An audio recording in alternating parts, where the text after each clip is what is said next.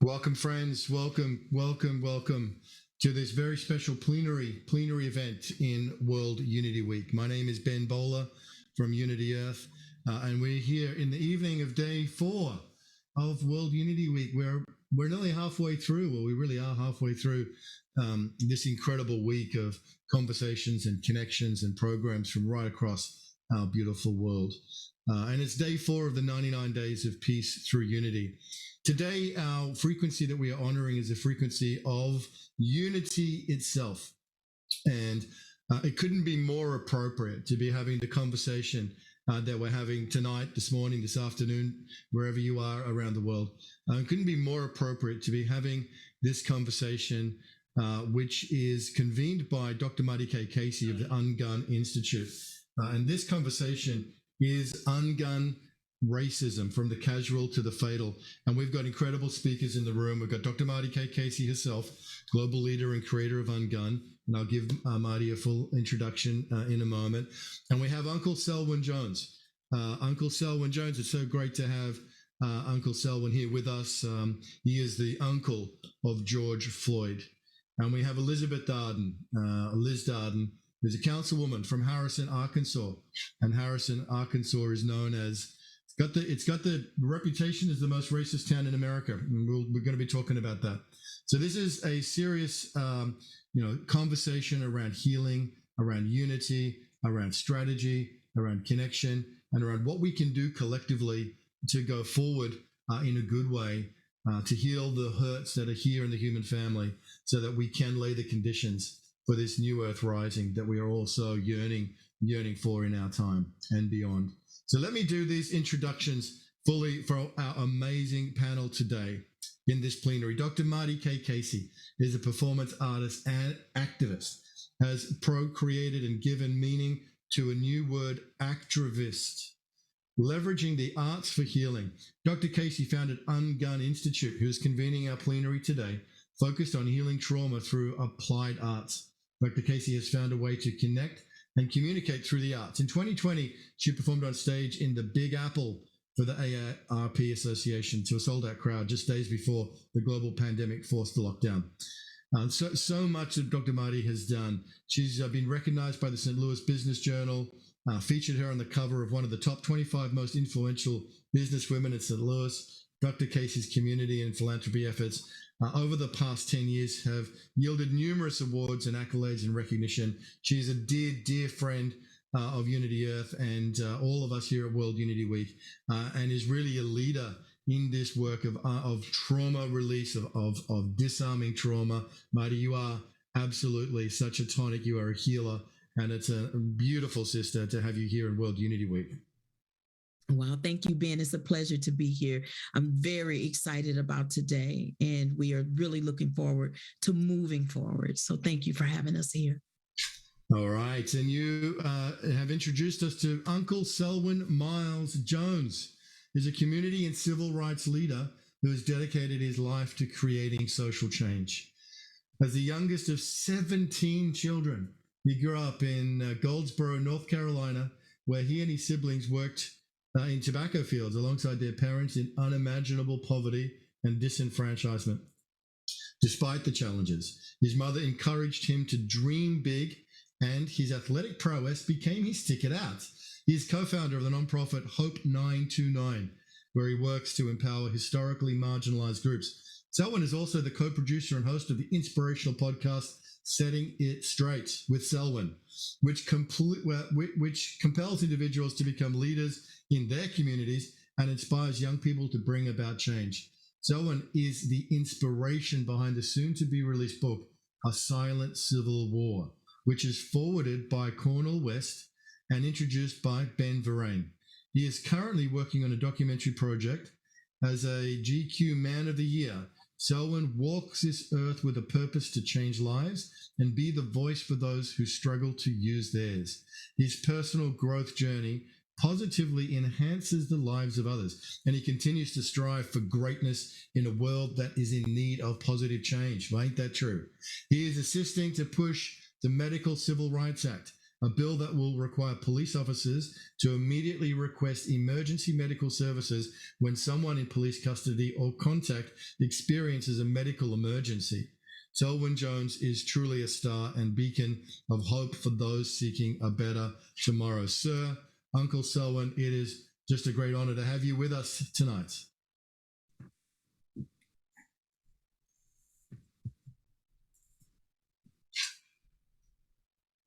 We're not able to hear.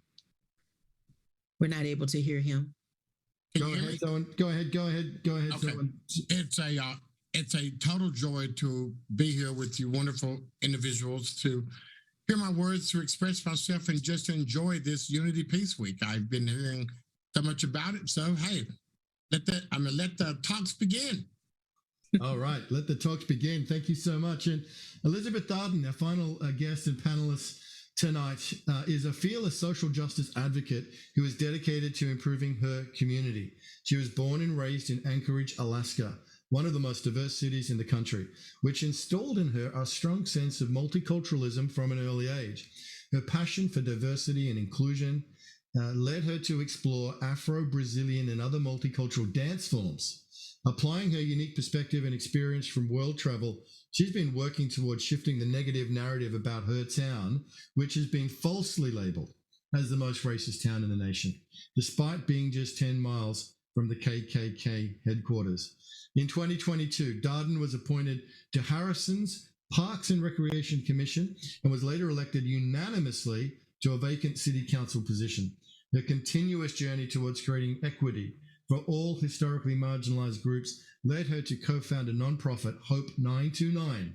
The organization collaborates with like-minded individuals to effectuate positive social shifts in areas such as policing, education, and public safety. Behind the scenes, Darden produces and co-hosts the inspirational podcast, Setting It Straight with Selwyn.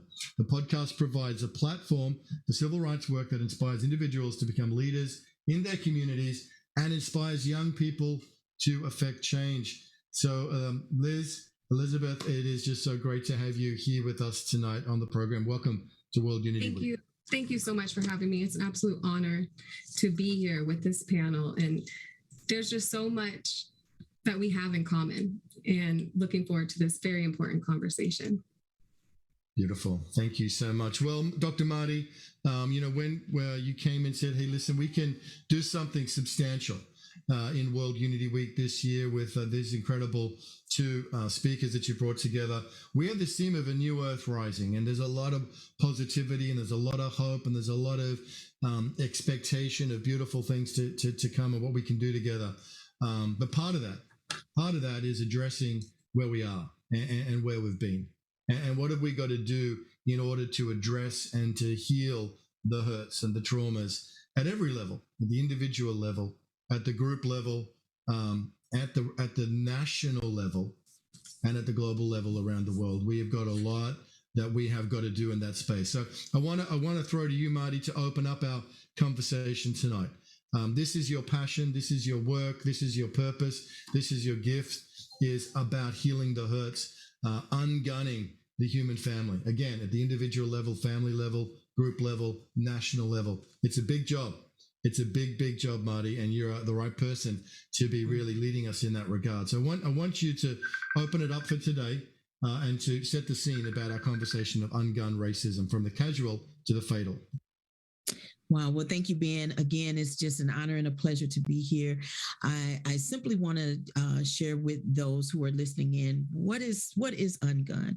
UnGUN is simply disarming trauma. And who experiences trauma? We all do, because we're human.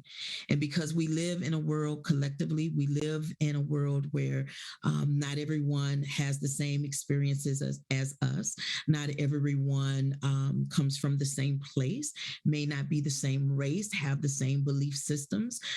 Because of that, sometimes it makes it a little difficult as to how we collectively share the space. I completely believe in law and order and having things in place to help us understand where the boundaries are. That's why when we elect officials, it's important for us to understand what those officials believe in and what they're running on. And hopefully they will be honest about that and actually do what they say they're going to do. But moving back to the trauma side of things, things will happen in our lives and it will happen in the world. But one of the things I want you to remember, two things specifically, and I'm going to keep my comments pretty brief because I really wanted this moment to be about Uncle Selwyn being the uncle of George Floyd. Because when we look at trauma, I don't think it gets any bigger than the trauma that we witnessed when his nephew was murdered on the streets in Minneapolis. And so I think that if we review this together, we will be able to move the needle and move forward. But the two things that I do want you to know is that trauma is transferable. That's the bad news. The good news is, and so is healing. We don't have to stop at our hurt and pain. We can decide and make the choice to move forward as long as we are willing to do the work. If we are willing to understand and we are willing to confront those things that causes us fear, we can move past our trauma. The other piece that I want you to know is that trauma doesn't happen to you. It happens in you. That's right. That's what happened. Trauma is not the event. Trauma is the response. It's the way that we are reacting when it hits us because of our belief systems, because of how we were raised, because of who we are culturally. Trauma is happening. Something's turning and bubbling on the inside. And so I just want you to just simply think about something you may have gone through, you're still dealing with, you're still holding on to, and you're still being triggered by that. I want you to get to know you better. That's why it's called UnGUN.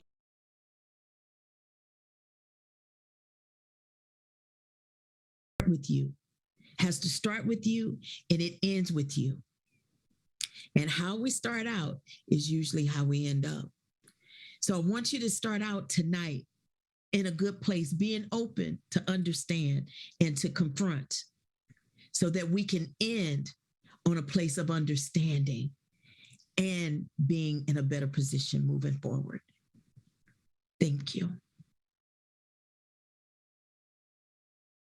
Well, thank you, Dr. Marty. Thank you. Thank you for that intention. We're right here with you around that beautiful intention. And talking about world-changing events, I remember when we were in the lockdown of 2020, we were going into the global pandemic and just a couple of months old. And this was the origin of the first World Unity Week back in 2020 when everyone was isolated in their homes. And we're thinking, what can we do to use this time to connect people and keep the work going that so many people were working on?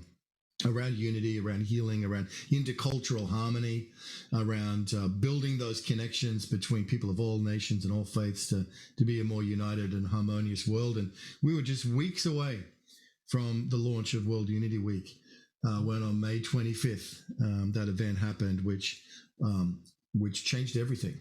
And the murder of George Floyd in Minneapolis on May 25th, it really was a world event. And it was shocked the entire planet right around the world. This was not just an American historical moment. This was a global moment. Absolutely. And, the unrest that followed after that for weeks and months, was the biggest story in the world along with the pandemic. So Uncle Selwyn, to have you here with us to be a part of this conversation right now, it's very potent, it's very meaningful, it's very, very significant. So we want to bring you in, sir, and we want to bring you into this conversation to ask you, what's alive for you now, 3 years on from that global historical moment, and everything that happened since then. Tell us what's driving you and what's the most present thing for you right now as we begin this conversation, Uncle Selwyn? A.B. Dr. Marty, Elizabeth Darden. They drive me to be great because I look at people that have never been affected by police brutality, gun violence, but the depths and the strength within them that are on situations like this, that go all over the world with me to try to make a difference. And Doc Marty's been doing this way before I have. I didn't know that what UnGUN was until we were introduced probably a month ago. And let me tell you, buddy, she ungunned me. She ungunned me. She hypnotized me. She circled the wagons or whatever she wanted to do. And man, she basically told me that trauma started within. And wow, that was that easy for you to tell me that? And I've been going through some things that from my childhood, that has still affected me because of racism and hatred, and let me tell you, man, I have been doing what I'm doing right now better than I ever have in the last month, because I had an opportunity to sit down and listen to this amazing woman and have her explain just a couple things, just a couple little tweaks in my life, in my mind, in my spirit. And, and we've been running like we're crazy, man. Me and Liz never stopped. I went to the most racist city in the world. Somebody called me. It was one of my buddies for the Martin Luther King Commission in Arkansas. Uncle Selwyn, we want you to come to the most racist town in the world. And I was like, most people would be like, are you crazy? Do you see what I'm wearing here? And crazy me said, sure, I'm on my way. I get to Little Rock and we had to take a 2.5 hour ride. And I was talking to a young lady from Boston earlier, and she said that through this pandemic, she had found somebody that was her best friend that, that she could communicate with and talk about. And that's another story on another day. And I literally went to the racist town in the world. Now, keep in mind, I was doing this about 1.5 years before I met Miss Darden. And I went to the most racist town in the world to hear a 5'2" person bellow over a crowd and say, this is what has to change. And I came to this town to make a difference and a change. And at that point, I was so frustrated. We're hearing the negative connotation that was thrown at me, that, that was getting called the N-word every day. I live in a town that I can't even go into any establishments. And that went out in 1964, the Civil Rights Act, I think, Doc Marty, something like that bill was signed. And I still can't go into any establishment in town because somebody took the time to murder my nephew in the middle of a street that the whole world got to saw. And I was so frustrated with all these things that were manifesting around me that I had to go to the most racist town in the world to basically find my co-host, my best friend, and my warrior. And then Doc Marty come to South Dakota, and it snowed the day that she came here. So I know that she was the person for me, the person for me to help fight this battle with.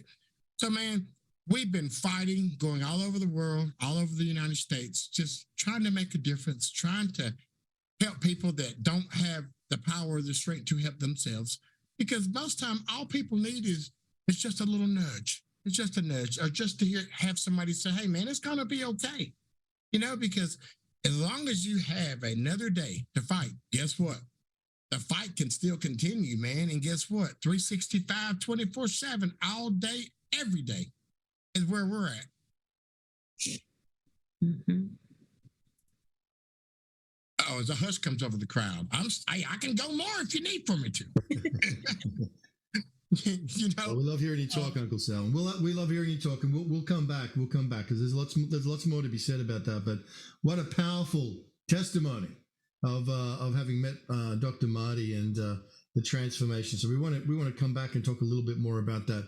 And Liz, I just love your backstory and obviously your passion and commitment and your service towards healing and uniting people across the divide. So you're there in one of the more challenging contexts culturally in the United States and perhaps even in the world. So it would be great to hear your perspective and your passion, what drives you, what motivates you, what's your hopes and dreams for what we can do together, and also anything your opening statements as we begin today, Liz.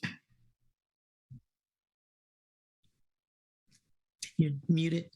Can't hear you. I'm not sure why I'm on mute. There you go. Can you hear me? Yes. Okay. I have this burning desire in my heart to slam the negative narrative on Harrison, Arkansas. It is by far not the most racist town in the nation. An individual came to this city to create a video that they were here for a full weekend, and they put only the negative comments that they had when they were holding a BLM sign. So I just want to put that out there, that that is how Harrison, Arkansas was falsely labeled the most racist town in the nation. If you come here, my roots are here on my mother's side. They settled in the Buffalo, where the rivers flow so beautifully and the magnificent bluffs stand tall. And Harrison, Arkansas is known as the gateway to the Buffalo. So I want to invite anyone and everyone to come see for yourself that the people here are welcoming. We welcome all. It is a wonderful place. And Uncle Selwyn can tell you for himself that what he experienced wasn't racism. There is a nearby hate group. So growing up, I had that fear whenever I would visit, because I heard about the KKK. And, you see the movies and you read the history books, and I'm actually raising culturally mixed children. So when I moved here, I wanted to make a stand. And that's when Uncle Selwyn heard me speak, because what seems so black and white comes from a history of rectifying fights. I've always wondered, how will there ever be racial reconciliation when intolerable treatment continues to occur across the nation, really across the world? Racism is everywhere. And the difference about me is I see something and I say something. It's important to speak up on these issues. It's important to use your voice. And that is why I became an educator. I wanted to inspire the youth and help teach them true history and find the importance of why you need to know about your past and your heritage and your ancestry, where your family came from, and really embrace everybody, because we're all on the same human level. And the other side of my family, my father grew up in Virginia in an aristocratic family. He was pretty much raised by his mammy, a Black woman who had 2 children who he wasn't allowed to play with, but he did anyway. He saw the injustices firsthand, and he became an activist during the 60s. So he pretty much passed the torch to me. Growing up, he instilled the beliefs of what other people go through, what historically marginalized people go through, that Black African Americans have been at the end of the barrel for centuries, and it's time we do something. It's past time we do something. So I grew up with the knowledge and the wisdom from my father's personal experience, and then coming to a community like this just to help educate and create these positive social bridges. When Uncle Selwyn came and heard me speak, I got off the stage and I gave him a fist bump, because at that point I knew who he was. And it was like this magnetic force to be reckoned with, right? And I called him a week later, and he introduced me to several impacted family members, women, mothers who lost their loved ones to police brutality, who all are experiencing the same injustices of not having the tools, not having the support to overcome, having to conduct their own investigations. And it inspired me to help lift their voices. What can I do to help you? And then it has evolved. We co-founded Hope 929, and we wanted to help all historically marginalized groups.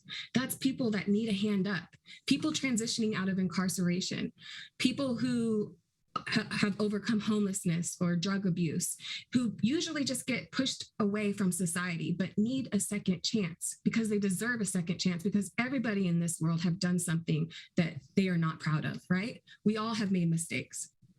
Getting to know Dr. Marty a month ago, there was an instant connection. Her aura, her energy is just absolutely phenomenal. And we just connected. You know how those people come into your life and they're just like a kindred spirit to you? And then getting to know her story and I love the actress. What do you call it? The activism? Actrivist. I love that. I love her terms. And you guys, as you get to know Dr. Marty, you'll see how inspirational she is. And just the terms that she comes up with is just so you can connect with. And just hearing her story and seeing how we can combine efforts and move forward in this movement together, because these family members, these historically marginalized groups, all have something in common. They've all experienced that trauma. And bringing Dr. Marty on board to go forward in this movement is just a perfect collaboration. So thank you so much, Ben, for having us and allowing us to have this conversation. And I call it short girl power. How Short old? girl power. Thank you, got son. I've met Marty. 5'1", 5'1.5". We're talking both Liz and Marty are short girl power. I've met Marty in person. I've not met Liz, but that's right. Sometimes great things come in small packages. Dynamite. Hey, Selwyn, I want to ask you a personal question because obviously to most of us, George Floyd was a historical incident. But to you, he was your nephew and your family member. So just in remembering him, for those of us who maybe haven't heard you speak about him before, could you just tell us a little bit, Selwyn, about George? Tell us a bit about George and tell us a bit about your relationship with your nephew. Okay, I want to re-enter something that Liz said about Harrison and the most racist place in the world and ask me what I think. They've got one of the finest restaurants down there I have ever went to in my life. They can prepare the meanest catfish dinner you've ever heard of. Very nice. George Floyd, not as handsome as Uncle Selwyn, no doubt. Comedian, we're both comedians. We both want to be the belle of the ball, the life of the party. We want everybody around us to feel the aura that we care. You know, you're loved. You have an entertainer in me that was just as big as the entertainer in George, besides he was 6'7". The last time I saw him, which was about 2 weeks before his untimely passing, when he was growing up, you know, I've always been the athlete of the family, and he grew about 13 or 14. He started looking down on top of my head. And the last time I seen him, he always used to pick me up and shake me. And it's like, come on, man, stop. I'm old now. Things don't heal like they used to when you're jiggling me around. And I remember this and his smile and just his boy-like actions. And he was a good dude. He got himself caught up into a game of demonic demons, as I would call them, mental health issues, some other people would say, that it just was more powerful than him for a long period of time in his life. And he moved from Houston and went to Minneapolis, and he was on the upswing. Everything was moving up. He got his CDLs. He had 2 jobs, and he started missing what he forgot life was supposed to be about. And everybody has something that they could stick their head in the sand for. We're talking about a good person with a good heart, but with a demon that he had to slay. Demon got slayed. He comes to Minneapolis to start a new life, and things were working out beautifully up until the time he ran into a particular officer, Mr. Chauvin, that decided that he would be judge, jury, and executioner for my nephew. And like I said, man, I remember the day that I walk out of my room, and I'm longer in the tooth than most folks to have a 7 and a 9-year-old baby, and they were 6 and 4 at the time. And I get them dressed to go to school every morning. And I remember the day I focused my eyes on the television. And, you know, me living in South Dakota, there's not a lot of African Americans. And whenever I see something that affects my race in a dramatic fashion on television, it just fuels the fire, because I've seen this for 57 years. And my sister calls me and she tells me, hey, man, did you see what the police did to? And I just sat back, Ben, and the world and my heart was in the same situation that most people's hearts were. You sat there and you were waiting for my nephew to die. I will repeat that. You were waiting for my nephew to die. Because after about 3 minutes, everybody realized that there was no leaving that scene unless death occurred. And that's exactly what happened. You sat there, you saw him in the store at the beginning. He went from laughing, talking, laughing, begging, crying, and dying in a matter of 15 minutes. And you seen a 6'7", 240-pound man that had about 8 to 10% body fat dwindled down into a corpse because somebody thought it was his day to leave this earth under those type of adverse situations, because he had done that to plenty of people prior to meeting my nephew. And the boy code was working. Obviously, the findings come out from Minneapolis that they've been torturing and beating and shaming people of color, indigenous people, very severely over the last 2-year findings. And the whole world sat and watched that with me. And everybody came to that conclusion that we have to make a stand. It was the first time in the world since the beginning of time that the whole world was at one for the same cause. And that was to make sure that my nephew had a fair outcome to a horrendous situation that he was put upon, that he did everything he was supposed to do. And he died because somebody decided that that was his day to be judge, jury, and executioner. And those are things that we as people of color and basically people of all races have to go through that same predicament in this day and age, in this world that we live in, because of power and control, because of hatred, because of how long your hair is, or how tall you are, or what religion you have, or what marriage you want to be involved in. You know, man. So this isn't a world problem. This is a people problem. The grass is still green. The sky is still blue. You know, it was the same It was the same color for me as it was for Liz, which there's a many different years between all of us up here. Just saying, you know, and we have to make a difference. And the reason why me and Liz and Doc Marty fight so much is because those little precious things that run around here that haven't been tainted, that that mind wasn't made up by somebody telling them that black is bad, the black witch, the black cat, the negative body, the negative battery cable on the battery is black. You know, those are the people that we have to work with. Those are the people that we're trying to work on. But don't get me wrong. I've met a lot of people that were in their mid 70s and 80s, the ones that me coming from North Carolina would definitely know that you did not want to have no part. So they'll stop by my motel and say, hey, if they're Uncle Selwyn around here, and being, I always look at them funny, you know, got that lazy eye. I always looking one way, this way to run, this way to look, see what's coming on me. And yeah, who's asking? Well, I'm a preacher from South Minneapolis, or I'm a preacher from Montana or Wyoming or Arizona.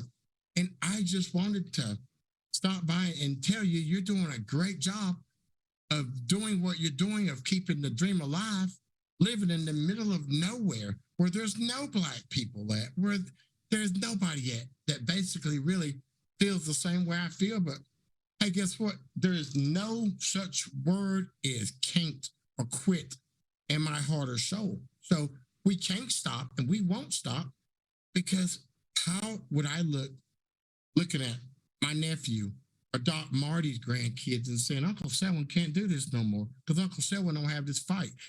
How would I look at my baby's face, which is 7 years old? Yes, Ben, don't look at me like that, because I seen that look. You went, oh my God, are you crazy? Which is 7 years old. How would I look at him and say, Daddy don't fight for you. Daddy don't fight to make the world different than when he was growing up. So I can't let nobody down. I promised myself that day, I'm going to go out fighting. And I'm going to go out fighting for a cause, for black. Hey, guess what? Black lives matter, because guess what? I'm black. Doc Marty black. Caucasian lives matter because your life matters. All lives matter because we came here for a very short period of time. The world has been here for millions of years. All we got is 75, 80, maybe 90 years to make a difference. So why not make this thing better when we leave than when we came in? Because when me and Doc Marty came in, when you came in, Ben, It's been tough ever since. You know what I'm saying? We've been fighting behind the 8 ball forever, especially with the color of our skin being dark Marty. And guess what?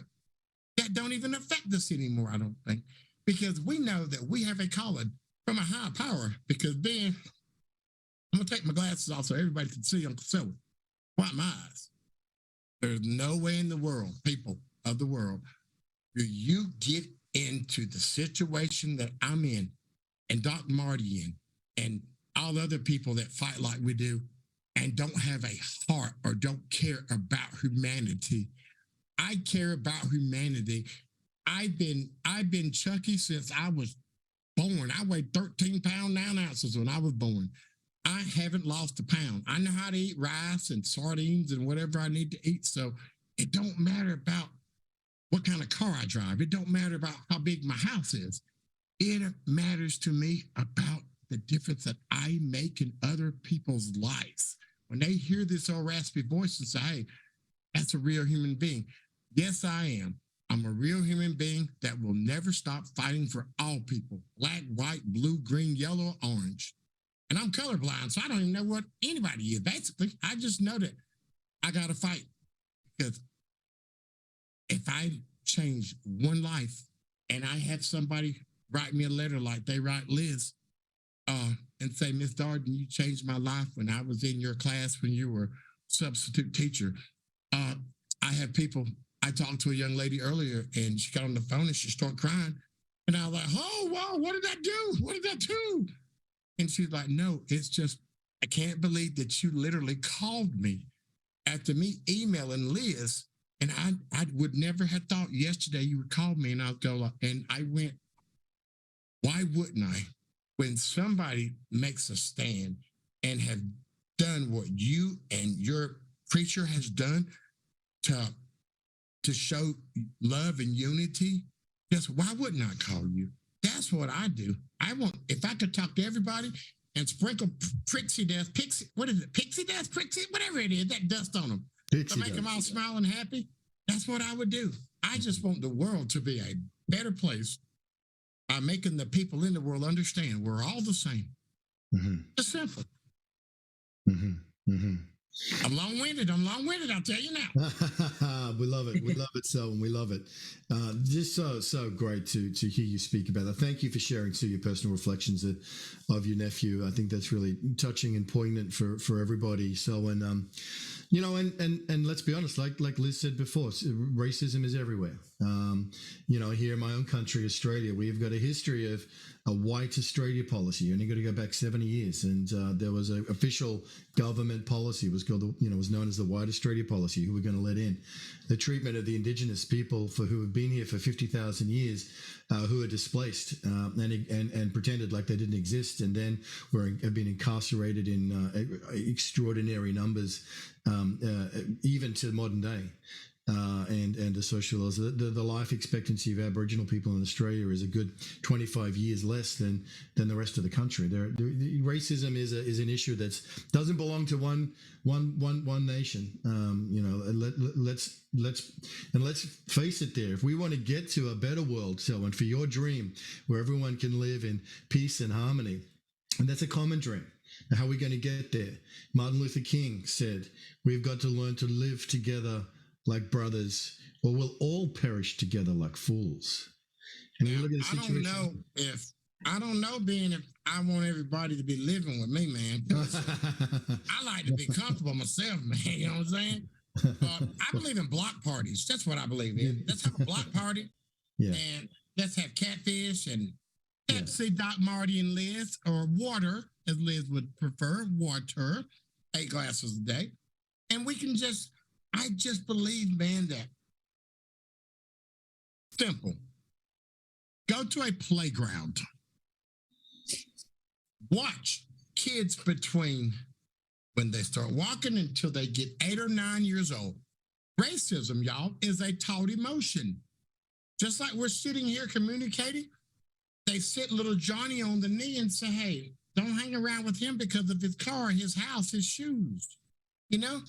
You can put any age of child on the playground, any racial ethnic group. And they will play. The only thing they will fight over is somebody messed with the toy at a certain time. They're not fighting because the Black kid or the Hispanic kid or the Asian kid got the toy. They're fighting because somebody took their toy. And we could learn a lot from kids, but the problem that we have is we as adults point our kids in the direction in which we want them to go.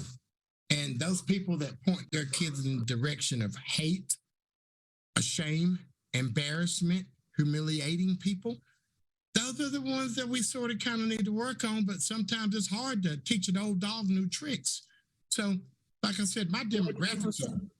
Uncle Selwyn, I want to jump in here real quick because I think what you just said is a really good segue, if you will. So I want to pre-apologize for jumping in. But you said it's about teaching our children something different.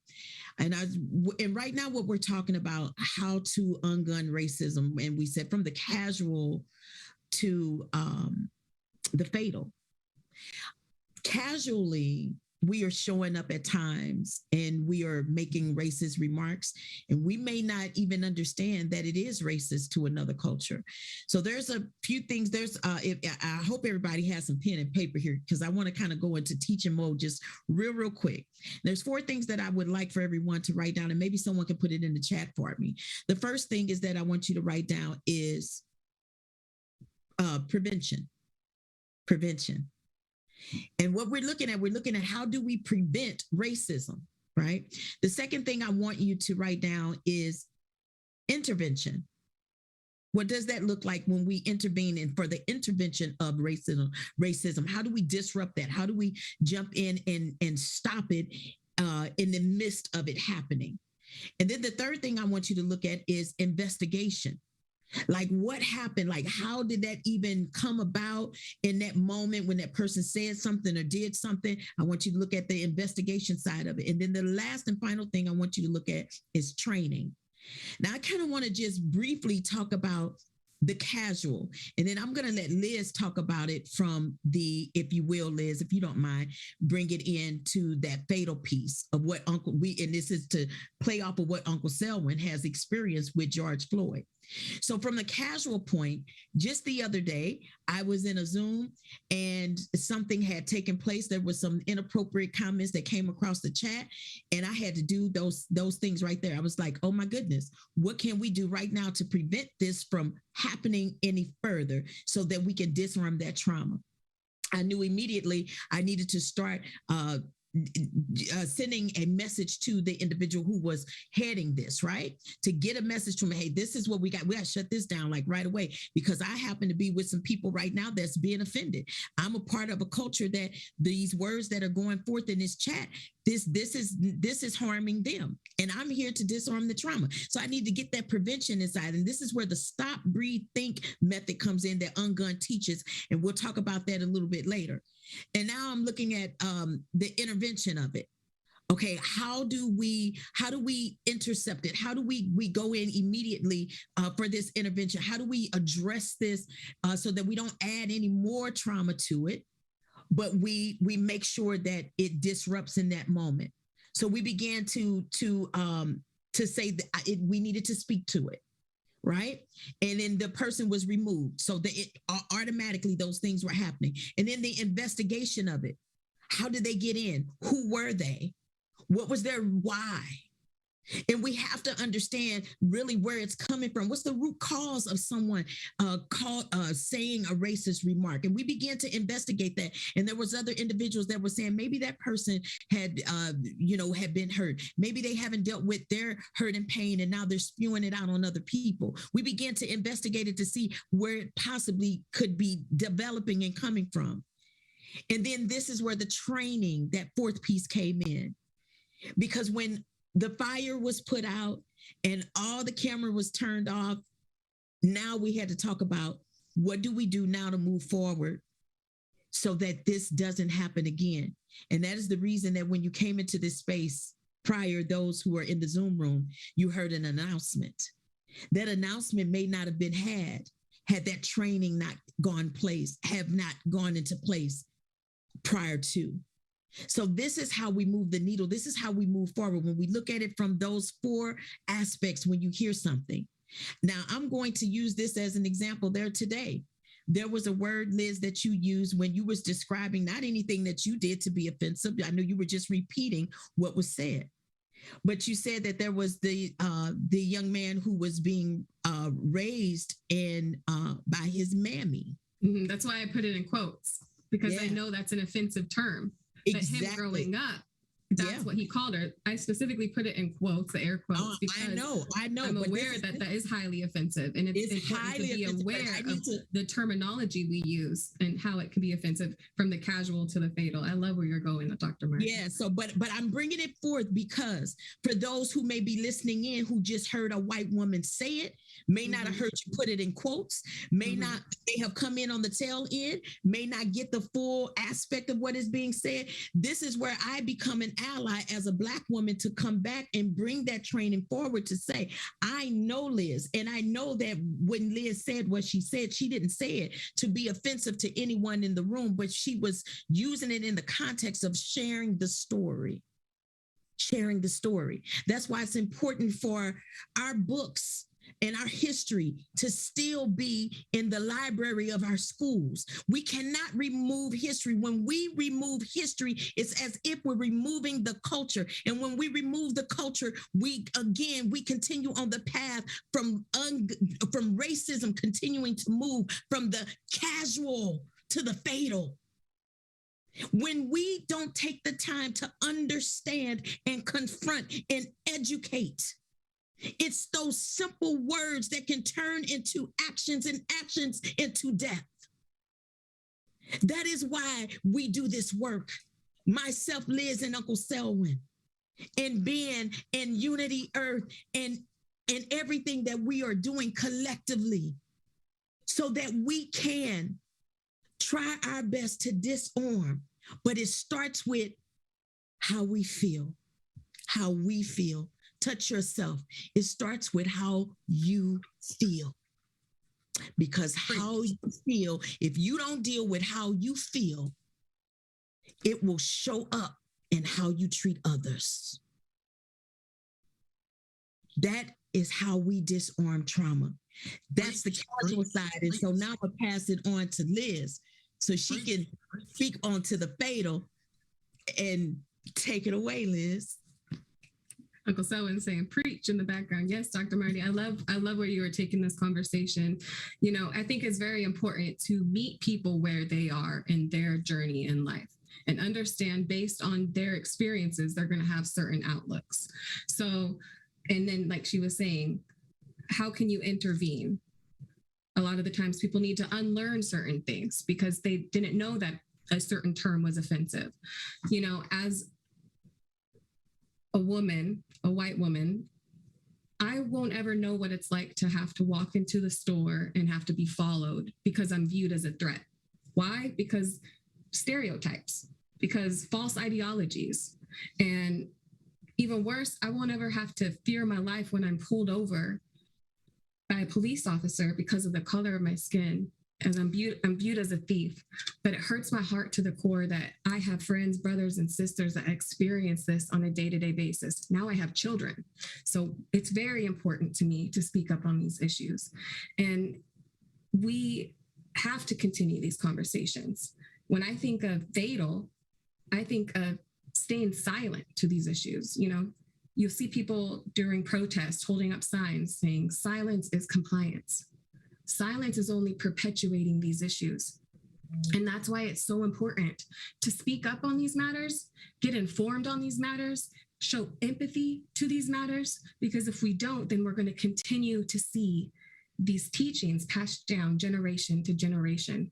How will we ever come to unity, a place of peace in this world, if we're going to continue to have these false ways of thinking and then we're banning history, we're banning the teachings of true history, we're banning equity programs where people for so long have had to be silenced.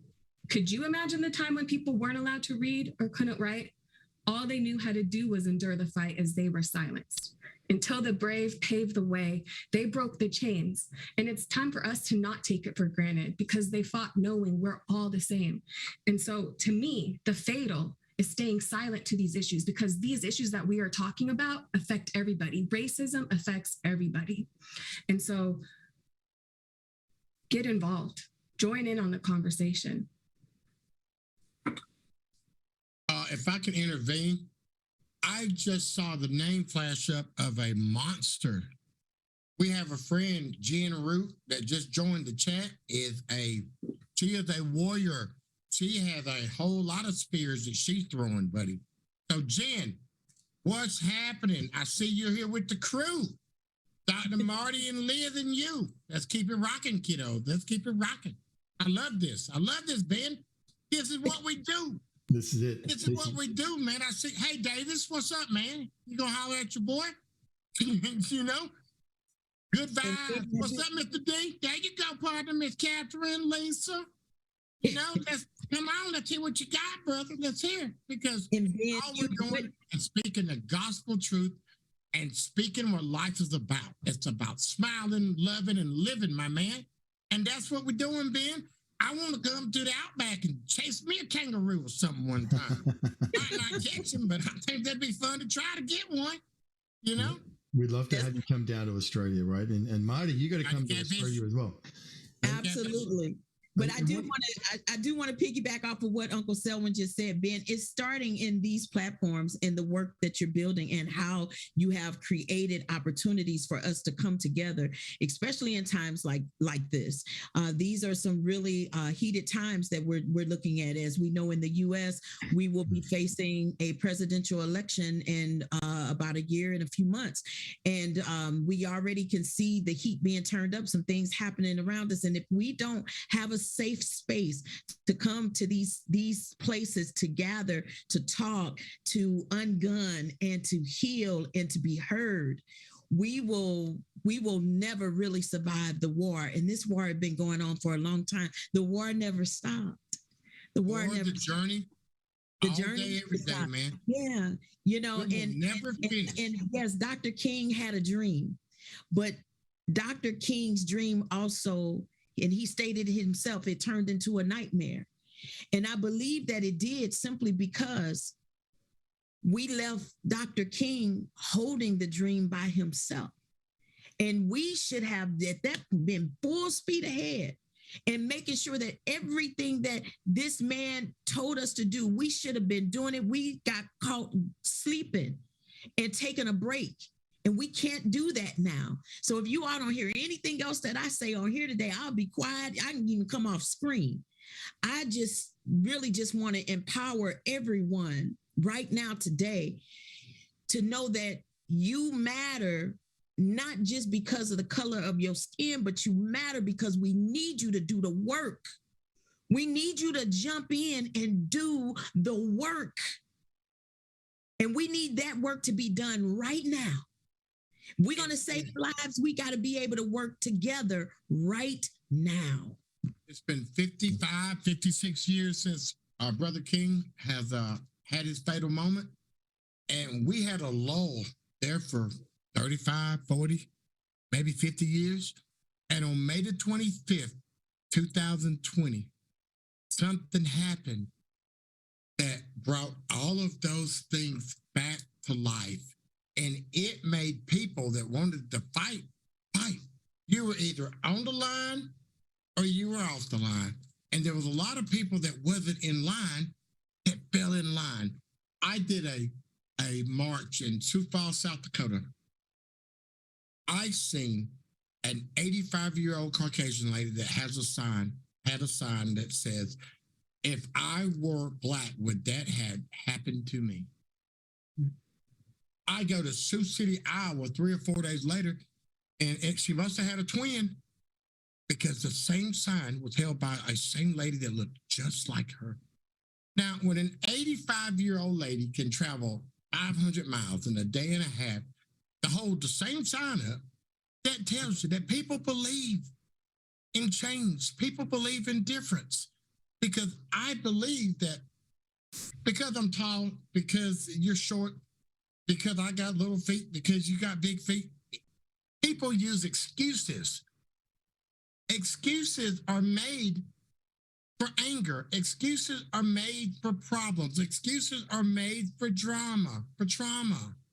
And all we have to do is just basically treat people as we want to be treated. And it's reality, man. Show people what you feel about them, how you treat them. And if they don't treat you in a specific way, hey, guess what, man? I'll move on down the road, because I do not have time to waste, because life is precious. We don't have very many years to give away, buddy.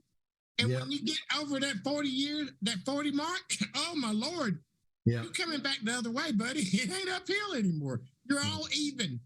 So let's be even together, man. We can all, hey, I would go bungee jumping at 57, but I would ride a roller coaster. Maybe if you'd ride with me, Ben, I'll bring you. The biggest one of the biggest ones in the world is down here on the Gold Coast. Come down to the you know what, man? On that one. Maybe you can find somebody else to ride. Ben. Can I just ask you a question? I want to ask you a question, Liz, and then give you an opportunity to jump in here as well. But I just want to go back. Firstly, this is everybody's problem. Now, this is not, some people who are there and some people who are not there. We're all in this together. This is everybody's issue and everybody's challenge. Marty, prevention, intervention, investigation, training. This is great, kind of constructive, breaking it down as to what we can do to go forward together. Before we finish today, I want to come back to the situation in the United States. But Liz, I wanted to ask you, you've got behind you a quote pic of Martin Luther King. I was in Memphis one day just walking along and with some friends, and we stumbled upon the Lorraine Motel, where Martin Luther King was shot and assassinated. And it was one of the most powerful emotional experiences to not be looking for it, but to find it and to be there. It's now a Civil Rights Museum. But just I wanted to ask you, Liz, what is the quote behind you on your desk? I wanted you to read that out. We must accept finite disappointment, but never lose infinite hope. I have several quotes around my room just for inspiration of former activists who have led the way. I also visited the Lorraine Hotel. I took my son on a civil rights tour. We went to Memphis, where the Lorraine Hotel, Tennessee. Then we went to Montgomery, where the 16th Street Baptist bombing occurred. Then we went to Selma, and we did the 57th Jubilee walk across the Edmund Pettus Bridge and toured the lynching museum. And I just wanted to give my son a firsthand experience, because it's one thing to read in the books, but it's another to actually be there. And I want to applaud the efforts of individuals who are going around our country and identifying the locations of individuals who have been lynched and memorialize that and humanize these people. There's still several places around our country where there are mass graveyards for slaves, and there's no markers, there's no headstones. And I had a conversation earlier today with an individual who wants to start creating that, and I want to get on board with that. I'm all for it, because people have gone through so much. Martin Luther King was a great leader. Who else was? Nelson Mandela. And through this advocacy journey, I'm joining up with Uncle Selwyn.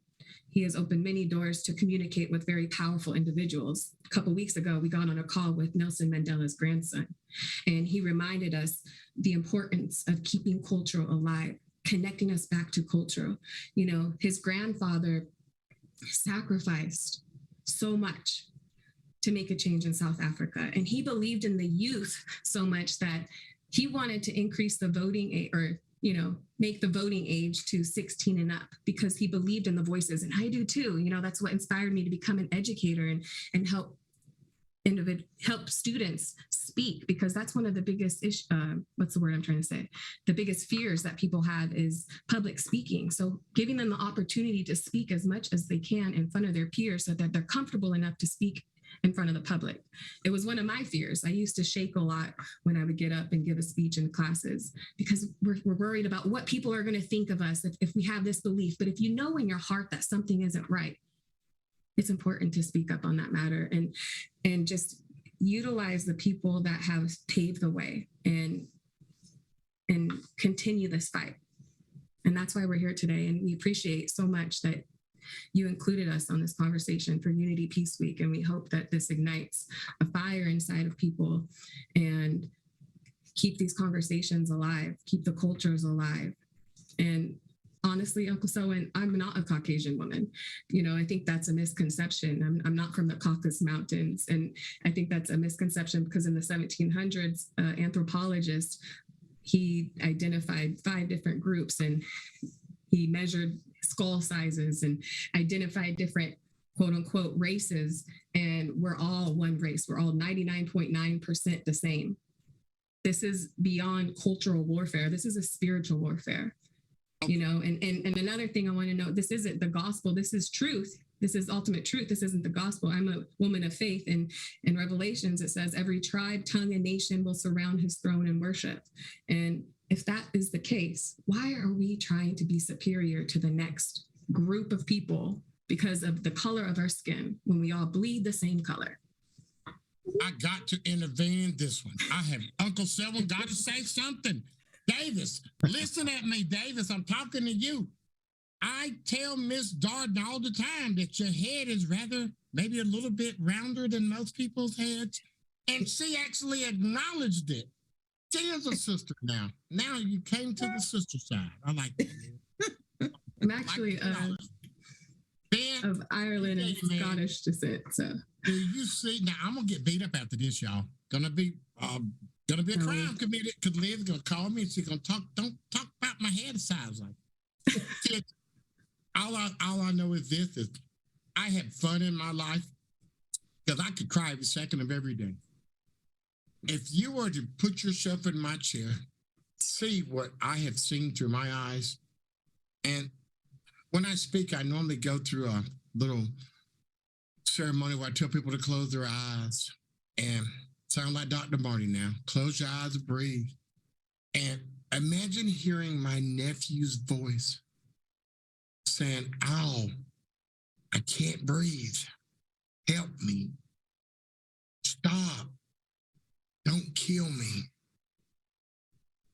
And 9 minutes and 29 seconds later, you see a corpse laying on the ground over a $19.100. $19.100 changed the world for 3 days more than any catastrophic situation has ever done. $19.100 made everybody in this world that had a heart show unity and love for my big sister's baby boy. Think about that. We're not talking about billions of dollars. We're not talking about gold or silver. We're talking about emotions, a heart for somebody that was in a traumatic situation that wasn't the same color as 99% of the people that were saying his name. Think about that. And you tell me we got a problem? We don't have a problem. We just need to communicate, conversate, educate, and motivate each other and make us as one. Because I know we can do it because we were at one for 3 days for my big sister's baby boy. Mm-hmm. Mm. As a hush comes over the crowd. That's right. You have that effect, Selwyn. Marty, you'd be very few people will ever have the legacy that George Floyd has had through his death. And here we are 3 years later, in this conversation that you've convened, Marty, in this space with these amazing speakers today. So we want to hear from you about what's the go forward here. You've given us some practical tools. I want to acknowledge you too, Marty K. Casey, with the impact you're having in the town of St. Louis. Talk about having impact in your neighborhood. You have now got, 24 billboards around the city of St. Louis that have got the UnGUN message of stop, breathe, think, stop, breathe, think. And we are, with you, making this a mission for the next 99 days to spread this message More billboards. We want to get, you got billboards down in Harrison, Arkansas down there. I'm sure you do. We want to get some UnGUN billboards down there. We want to get them in North Carolina as well there, Uncle Sal. We want to get these. South Dakota. South Dakota. They might be on fire tomorrow. We want them We need everywhere. them down here. We want them everywhere. So, Marty, tell us a little bit about what's the go forward here, the Stop, Breathe, Think, the Stop, Breathe, Think mission, and what can we do to support that? Sure, Ben. I want to speak to that, but I also want to kind of tie into what Uncle Selwyn just ended on, because I think this is important, especially when I think about all the different families that I've had an opportunity to work with directly or have conversations with. And I think one of the things that we also need to do, we need to stop treating the impact, and it's time for us to treat the problem. It's necessary. Yet what happened with George Floyd, the impact was greater than anything I've ever witnessed in my 52 years, the impact. But if we still haven't treated the problem, even after the impact, we still stand the risk of seeing another situation like George Floyd's happen. It's time for us to really dig into fixing the problem, addressing the problem, solving the problem. And as simple as this may sound, it's the only truth that I have from the work that I do as a healer. The problem is individual. You got to look within and see what needs to be fixed on the inside of you. How can you show up in this world better? Because when we become better human beings, we become better keepers of the trees and the water and the land and the animals.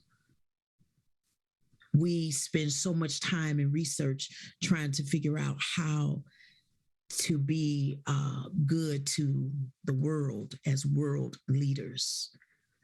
We'll spend so much money on researching how to fix the environment, but we haven't done too much work on how to heal the human heart. We got to fix the problem. So some of the things when I looked inside of myself, like what could I offer? What could I do? I just think that it's about keeping the messages simple. Because unfortunately, our brain just doesn't hold a lot of information today. We even when we go on social media, we scroll and we, something has to catch our attention for us to just kind of stop, right? So I'm all about keeping the messaging simple. And the message that from Stop, Breathe, Think, where that came from really was back when we were in school, that they said, if ever your body caught on fire, you need to stop, drop, and roll. You all remember that?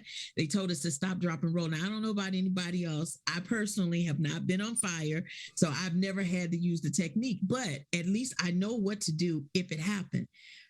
But what's interesting is no one ever taught us what to do when our brains catch on fire. When the trauma hits and it feels like your brain's about to explode, it feels like someone's choking you and you cannot breathe. No one taught us what to do.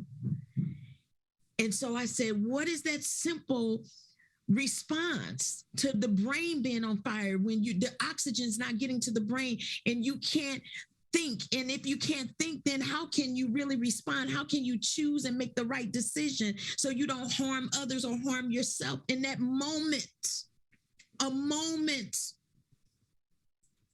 That was a moment that those cops actually had entered into, and they decided to do the wrong thing because their brains was on fire. And they did not stop and simply take a breath to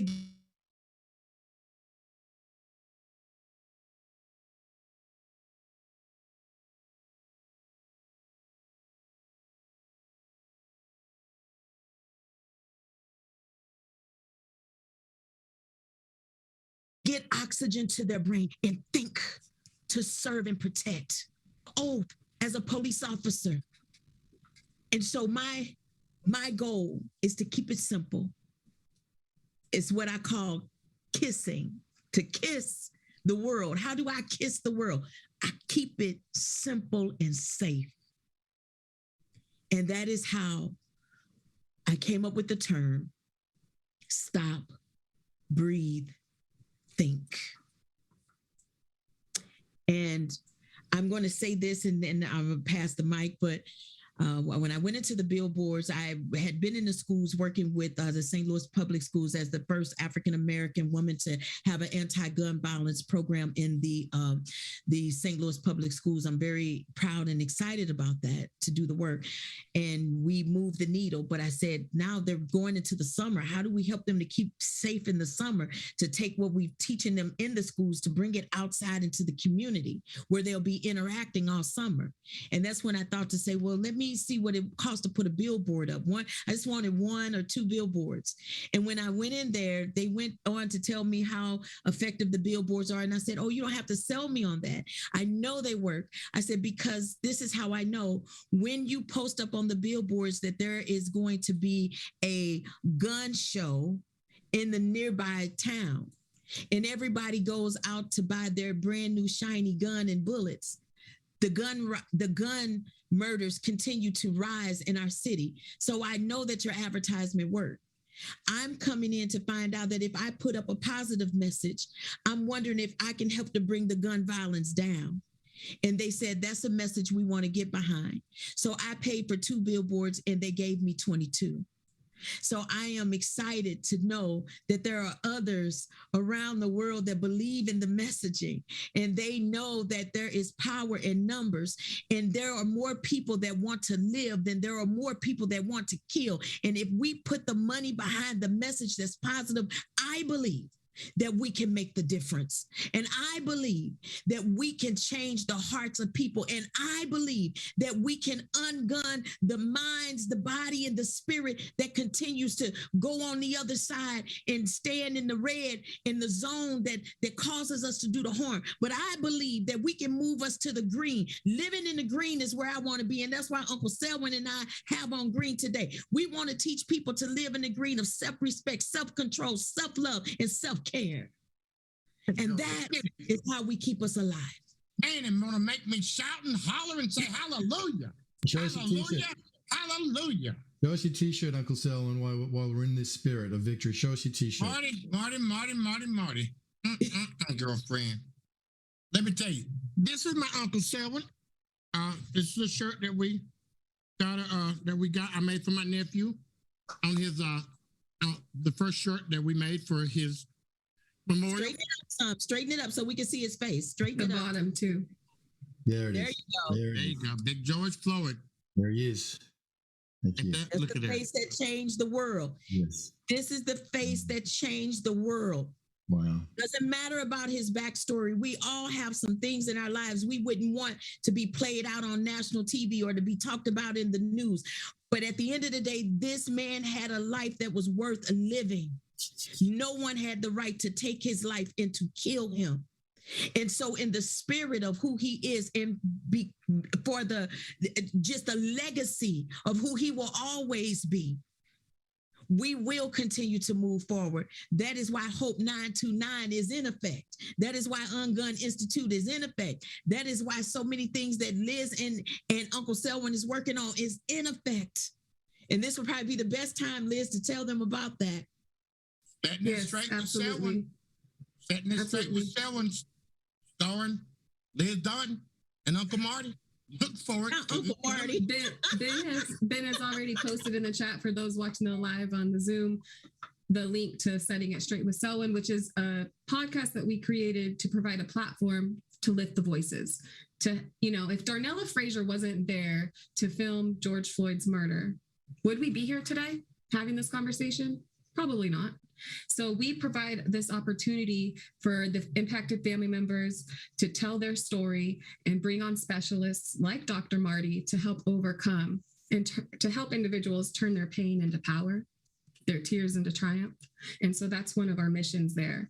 We also have Hope 929, which is our foundation where we help historically marginalized group. We are working on various projects. I like to think of it, we have many trees in our forest, and we're creating affordable transitional living housing to help give people hands up in society, to reintegrate them back and create intellectual assets in communities around the country. We have public safety partnerships with I'm Aware Strategies, with an app that people can use. It's a voice activated app. All you would have to do is say, open I'm Aware. It will automatically record what's happening and give your points of contact where your whereabouts are. So we have multiple things that we are working on. That's at hope929.org. If you want to visit our website to find out more details there, get in contact and keep up with current events of what we're doing around the country. We're headed to Washington, D.C. next week to meet with other impacted family members, and then heading to Detroit to help memorialize our friend Yolanda McNair's daughter who was killed by police brutality. So there's so many opportunities to effectuate positive social change. What kind of change do you want to see? It's important to know that you have a place, a purpose, and a power to make a difference, and that your voice matters. So speak up. And thank you so much for tuning in. A hand up, not a hand out. Yes. If you feel like you have a story or you have something that you want to communicate about, hope929.org. Uncle Selwyn, if you can't tell, I've used quite a bit of the minutes they're talking because I love to communicate. I want everybody to hear this old raspy voice. Now, the three amigos, I gave us the name today, and we're trying to figure out who's Larry, Curly, and Mo. And we got to figure that out. But I know they're going to get me for me not being completely 100% serious, but I am. I believe that we can create a better world by doing the thing that I love to do the most, just communicating that sweet sound of someone's voice that says, I care. Can I help you make a difference? Can I help you live a better life? And it all comes within. You got to believe in you, because if you don't believe in you, nobody else will believe in you. So I believe in you. I believe in you, and you. So if you ever want to reach out, hey, man, we'd love to have people on Setting It Straight with Selwyn, because Selwyn always, I try to set it straight sometimes, but, sometimes it is what it is, man. We're all are on the show to communicate, to just hear our beautiful words, man, because this is beautiful.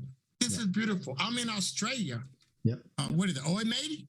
Or something like that? Oi, mate? G'day, mate. G'day, mate. G'day, Uncle. G'day, mate. G'day, mate. Good day, mate. You do it pretty well. Good day, mate. Hallelujah. Mm-hmm. Thank you. I appreciate you. God bless you. Keep the fight going strong. And don't ever give up. Don't ever give up, because you're looking at somebody that was born in a house, no indoor plumbing, no running water. I had to walk 2 miles to get to the local bus. I got picked on and treated just like I was an alien because of my freckles in the early 70s. I got my head stuck in toilets so much that my head fit perfectly. I developed this thing of not being able to go to the bathroom for 6 to 8 hours, because it was easier to hold my water than to go to the bathroom to get beat up by everybody, black, white, whoever, because I looked like this. And guess what, man? Look at me today and look at them. And God, and I hope, and some of them are doing wonderfully, but I get a chance to smile and laugh about somebody beating me up and making fun of me, because my heart is full of love and joy and pleasure, because I get a chance to sit right here and look at handsome Ben and say, it's going to be all right. It's going to be all right. Just keep up the fight. Keep up the fight. I can feel the blessing of your heart, Uncle Selwyn. Thank you so much for blessing all of us. I love it, man. I love it. If I may add one thing, we have been helping to push the medical civil rights bill, and I know you spoke on that in the introduction, Ben, but these individuals drafted this bill in 2015 from a physicians committee who saw the importance to create this bill that gives Americans the right to request medical assistance while interacting with police. this bill would be put into effect, and police officers' duty would be to stop and assist if an individual was seeking medical attention, needing medical attention, if they couldn't breathe. And it's appalling to me to think that we don't already have that right. It was recently passed in Connecticut, and they're talking with Massachusetts right now, and we're hoping to see it passed on a federal level. So I want you guys to look it up, the Medical Civil Rights Act, and start having that conversation and let your legislators know that you are open to reform. And that's another way that you can effectuate change on the legislative level, to get involved with those conversations. So, Jan, we did not forget about you, dear. We did not forget about you and Lenora. We got you. We got you. Hey, George Floyd, Eric Gardner, Tyrese Nichols would all be alive today if the Medical Civil Rights Bill was in effect. They would all be, and it just don't have to be police brutality. It's any interaction with police. You're walking through the park and you want to have a conversation. He wants to get ugly. Hey, my eye hurts. They have to stop and assist you, because all humans deserve to come home. I know that police want to come home. They want to. I would not want to be a policeman. God bless them. You know what I'm saying? We need them. But we also need laws put into place where they're not killing, they're not serving to kill, they're serving to heal. What an incredible legacy that will be in honoring your nephew to get that medical rights bill up. Liz, you are amazing. Thank you for all your incredible work and your courage to take such massive action, both locally and nationally, with what you're doing. We look forward to continuing to hear updates from the medical rights bill, as well as Hope 929 and Setting It Straight with Selwood. You've got a whole bunch of fans now that want to continue to track your progress. And we want to come back in September and have a catch up again, right, Marty? And just see how things are moving along.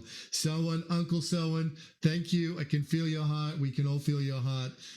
We love you and thank you. We look forward to having you come visit us in Australia. We're going to ride that roller coaster, biggest one in the Southern Hemisphere. I'm looking forward to that. And thank you. As the great Ric Flair would say, woo, the show is over. The show is not over until Marty says it's over. So just before we finish, Marty, just with the final word, UnGUN Institute. Stop. UnGUN. Breathe, think. Thank you, Dr. Marty, for the healing balm that you are for us individually and collectively. Uncle Selwyn started with the testimony to the impact that you've had on him personally in a month. That's the real deal. We all get behind you, Marty. We're on this mission together. We're on a healing journey together. It starts within, and we're all in it together. No one's ahead of anybody else. There's not some people who were there and some people who were not there. We're all on a journey together. And Marty, you are a great leader in this. And I want to give today, thank you for this has been an extraordinary conversation. I want to give. What's green, Marty? What's green mean? What's green mean, Marty? I don't know if I'll be successful. I'm not sure if I'll be successful, but I'd love to give the final word to you, Marty. Well, thank you again, Ben, and thank you, everyone. Thank you, Uncle Selwyn, for saying yes to being here this conversation.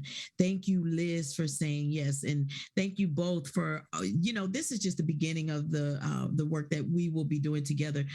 We are in the midst of kind of contractually working some things out, but we have a couple of things on the table that we can't really share. But we do want you all to stay in touch with us, because when we get ready to roll this out, you're going to be excited about the work that we're going to continue to do together, because again, it's about doing it right now. We can't allow the next video to come out to disturb us and disturb our peace of mind, to lift the level of fear of how we're living on a daily basis. We can't give someone else that power to do that. And I think that if we just, again, I can't say it enough, that if we just understand that there's power in numbers and there's more of us who want to live than those who are trying to kill, I believe that we will win. I don't even like the word war, but I'll say this: I believe we'll win the race. We'll win the race. We're on the journey together. So join us. Get a billboard. Put a billboard up. Stop, breathe, think. Remind everybody a positive message of how they can move forward in those moments, those crucial moments of making a decision. Those officers was in a moment and they didn't make the right decision, but we can remind people how to get there. Thank you.